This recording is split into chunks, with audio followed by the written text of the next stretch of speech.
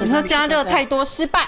对呀，所以这样子很多不成功的。老人家的笔记本密密麻麻记着钻研专注的实验过程，无师自通，来自锲而不舍的拼劲。阿嬷自己调配的洗洁粉对抗油锅上的顽强污垢，瞬间奏效。很难干净的都有办法，一下子就清洁溜溜。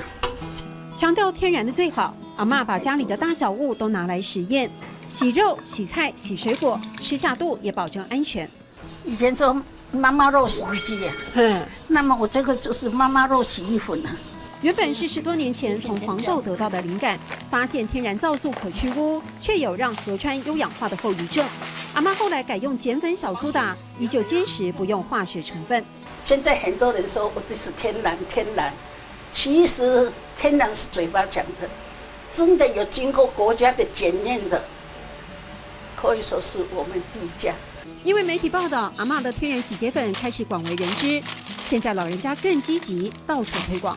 开早餐店的，来这抱着我，那么好，我洗冰箱都好，就是都好。我说你是发现新大陆哦。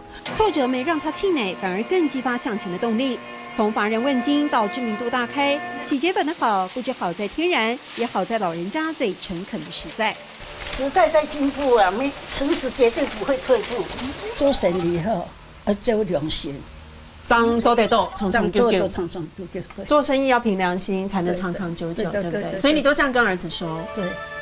为地球尽一份心力，82岁的阿婆是真的踏踏实实的在做，因为使命感，在小小的身躯，你会感受到强大的、活泼的力量。